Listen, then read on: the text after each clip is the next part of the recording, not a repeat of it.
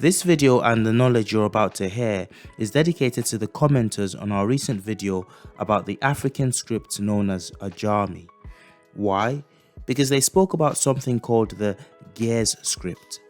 So guys, we were aware of this writing system and of its antiquity, and that it is yet another script native to Africa. But we had actually been planning on going next to the Igbo region of West Africa to look at another writing system before looking at Ge'ez. We were working west to east, and that was that. Nothing was going to shake us. But a strange thing happened on the way to Nigeria. What was this strange thing? Well, first you've got to do me a favor and hit that subscribe button for more content that digs out the hidden gems of Black history.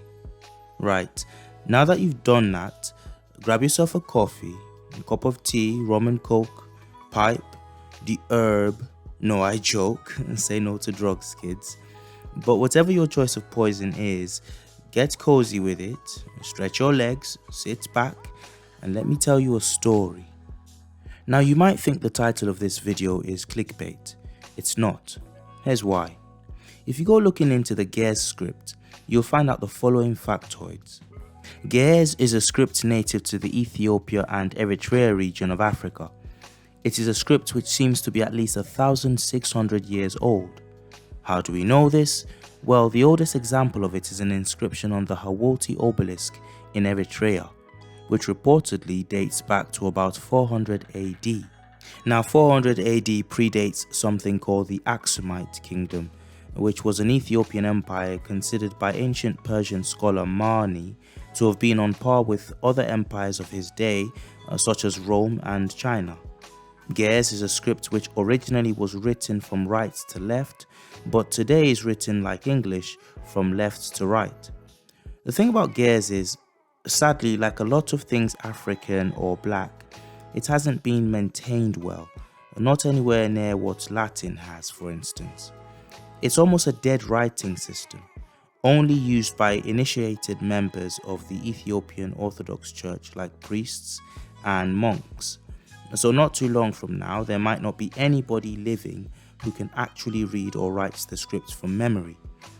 Now that would be unfortunate, as Ge'ez holds some monumental secrets and clues about the greatness of Africa and the Black diaspora. Here's just one of those secrets. It's in a question, and the question is, where did Ge'ez come from? If you type that into a search engine, you almost always get the idea back that it originated from something called the South Arabian script. But what is South Arabian? It's a pretty generic name, isn't it? I mean, just look at a map of South Arabia. That's a very large piece of real estate. That aside, there have been many kingdoms and city-states in this region alone over the course of history. So which exactly is responsible for this South Arabian script?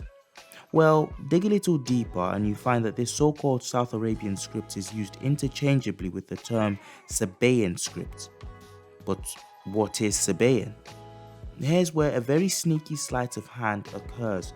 Sabaean is a name derived from the word Saba or Siba or Sheba, which is the ancient name for a very ancient kingdom/empire.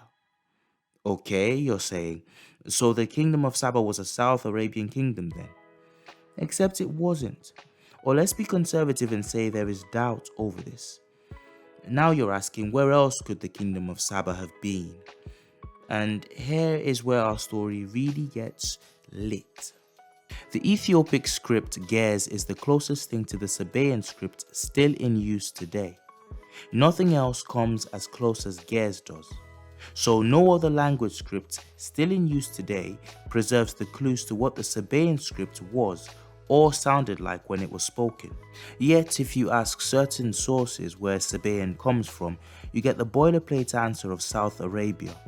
Except that on a logical and systematic level, this doesn't make any sense. If you investigate further, you find that from the earliest records we have, the kingdom of Saba seems to point not to the Arabian Peninsula, but comfortably within Africa. For example, Flavius Josephus, the Jewish historian from 2,000 years ago, wrote of the city kingdom of Saba being a walled city within Ethiopia. Josephus also talks of the Queen of Sheba as being the queen of Ethiopia. Even more than that, when the Bible talks of a man named Seba in its table of nations in Genesis, it says he was the son of Cush. That's Cush as in, well, Cush. And for those of you who think they're too clever to resort to the Bible as a source of any knowledge, there are countless examples of the Bible stating things that were scoffed at by the so-called experts for decades, only for the experts to admit very quietly later on that the Bible was right all along. Remember the time everybody with fancy letters after their names claimed the Hittite nation was just a random fairy tale made up in the Bible, only to later discover the nation of Atusa, which is in modern-day Turkey, where the Bible claims it was, and which rivaled the Jewish and Egyptian nations from antiquity. And then there's the fact that the oldest examples we have of Sabaean is not on the Arabian Peninsula, but on African soil in Ethiopia, in a place called the Temple of Yeha. According to archaeologist Theodore Bent and his co-authors David Muller and John Garson in their book The Sacred City of the Ethiopians, quote, inscriptions in 3 different kinds of script and language have now been found in Abyssinia.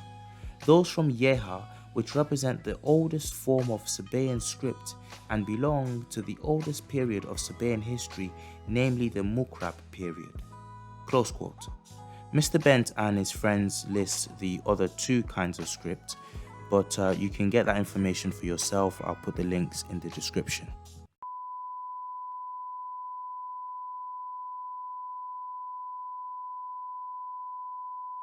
Now, it isn't just ancient writers and academics from the last century who place Saba and the Sabaean script's origins in Ethiopia. Modern-day academics do too.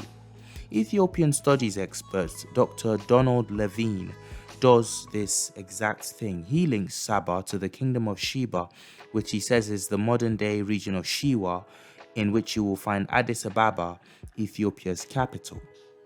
Finally, in the ancient dealings of Ethiopia with the South Arabian Peninsula, whether you go deep into antiquity or relatively later in the Axumite period, Ethiopia has always dominated the Southern Arabian Peninsula, not the other way around.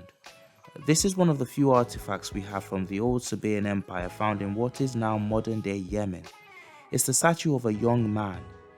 Notice anything about him? That's right, your eyes aren't telling you lies. That's kinky hair done in the tightest of knots and a beard with the same level of, let's say, hirsute recalcitrance. Basically, his beard is just as kinky as the hair on his head. So whatever else you think about where Saba is or isn't, let's not have this debate, the same as we have with Egypt, as to whether they were a black people or not. Please, let's just not do that. Instead, let's recap. We have Ge'ez, which is one of the oldest scripts still being used today, albeit limitedly. We have its predecessor being Sabaean. Nope, not South Arabian, but Sabaean. We have Sabaean being from Saba, Saba being a kingdom or a city-state in Ethiopia that became an African empire stretching into the southern Arabian Peninsula, as attested to by reputable sources, both ancient and modern. Now, these are seasoned archaeologists and academics saying Saba was a place in or originating in modern-day Ethiopia. And yet, somehow today, if you ask Google to tell you where Ge'ez comes from, it will tell you the white Arab supremacist lies that it was given to Africans by this vague place called South Arabia. And this, brothers, sisters, and friends, is why we took a detour into Ge'ez, because it is yet another example of African achievements very carefully and subtly being yanked out of the Africans' hands. This is why True Black exists, to unveil these hidden parts of black people's history and to tell the children the truth, our children. There's one more thing that needs to be said, and it's probably the most important thing that will come out of this video. We've been doing this for a long time, long before setting up this channel, and one of the motivations behind the channel itself is that we noticed that every time, almost without exception, whenever there is the opportunity to decide on the origins of a major historical human achievement that belongs to Africa, If there is the slightest shade of doubt, however improbable or nonsensical the case for this doubt is, modern historians will choose the opinion that goes against Africa and attributes these achievements to others. Why is that? You only have to look at modern history for an answer. It's a legacy of suppression and subjugation of a great people, whether subtle or obvious. We believe that people of African heritage hold so much potential power, ability, and resources that to allow them to view themselves as anything other than victims who have always needed the help of others would be suicidal for some very powerful people. The image of the black man the Western world is most comfortable with, whether admitted or not, is for his hands to be out permanently. Problem is, this is an image history doesn't support. It's a false image. But say we dig deep, past all the lies told to us about our past, we almost always find a better image, a truer image. See you all in the next one.